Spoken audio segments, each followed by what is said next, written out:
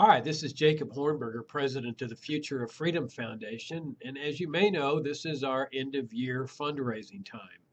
This is actually the most important part of the year for us because the resources that we receive at this time of year pretty much fund our operations for the coming year.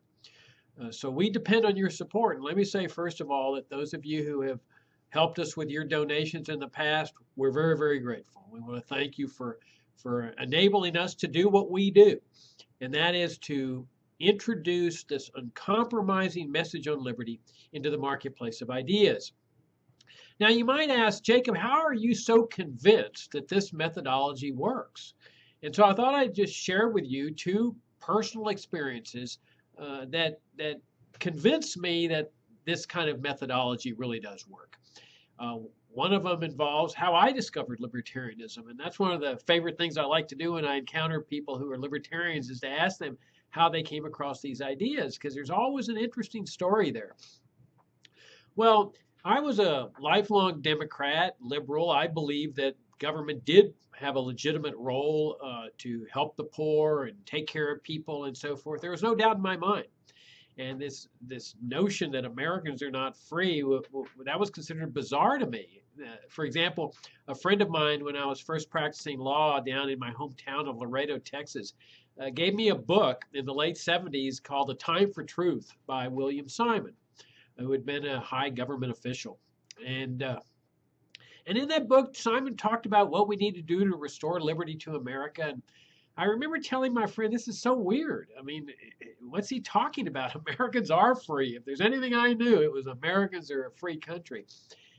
And then, but something didn't feel right. There was something wrong in the country, and I couldn't put my finger on it. And so one day I go into the Laredo Public Library, of all places, just looking for something to read.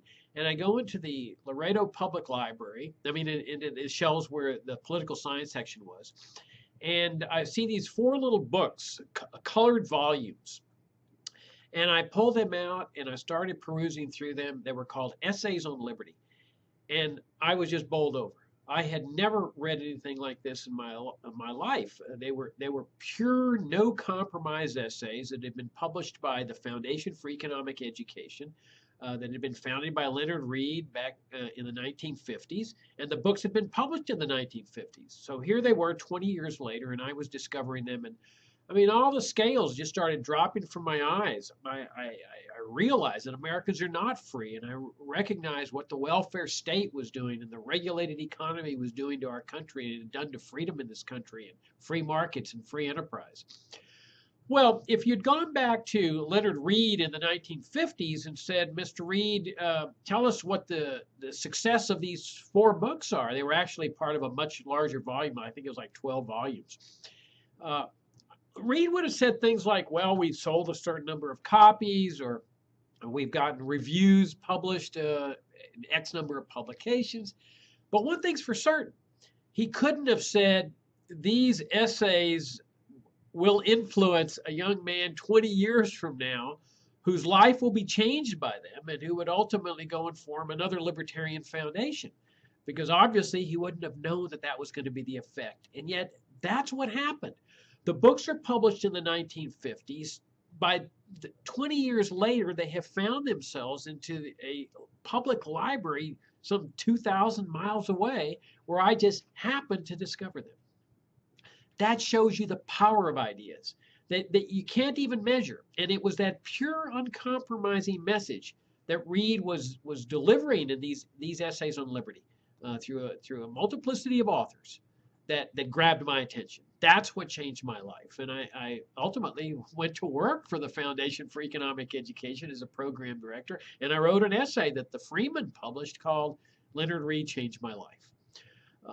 Let me give you the second story. When I went to work at FEE, I organized what were called supper seminars, where we would go on the road, two of us, give speeches with dinner, and deliver this uncompromising message in these speeches.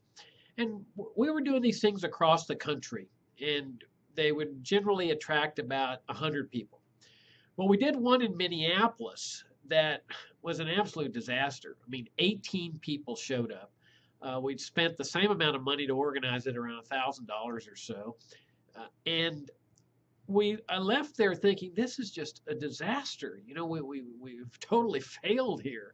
Uh, well, about, I don't know, 15 years later or so, I was at Ron Paul's office in Washington. He was celebrating his coming back to Congress, and two young men came up to me. And one said, I'm working with Ron Paul and his staff. And the other one said, I'm organizing a foundation to influence Republican congressmen in a libertarian direction. And they said, the reason we are doing what we are doing in life is because of a seminar that you put on in Minneapolis some X number of years before. And they obviously were teenagers when they came to the seminar. Well, that was an incredible affirmation that what matters in this movement is to put this message into the marketplace of ideas. Knowing, have that confidence, that certainty that ideas matter. They have power. There's something that you just cannot measure with this uncompromising message. And so that's what we do. That's what our methodology has been since the very beginning. Draw together people that share the same vision as we do, the importance of uncompromising principles, write the articles, give the speeches, do the programs that put these ideas into the marketplace of ideas, and with the overt attempt to convert people, but simply with the idea of planting seeds, sharing seeds, and putting them out there for people to discover. We believe that that's the key to achieving the free society, and it doesn't have to be 15 or 20 years. It can be something with a very shorter span of time, especially now with the internet and with us reaching a larger and larger number of people in this movement, where more and more people are libertarians, sharing these ideas and finding the people that gravitate toward them, and ultimately reaching the critical mass that is necessary for a free society. So your support enables us to do that. That's why it's a nice partnership. We will continue presenting this uncompromising message. We depend on your support. So I hope you'll take that into consideration, and we hope we have earned your support and your confidence for the coming year. Thank you very much.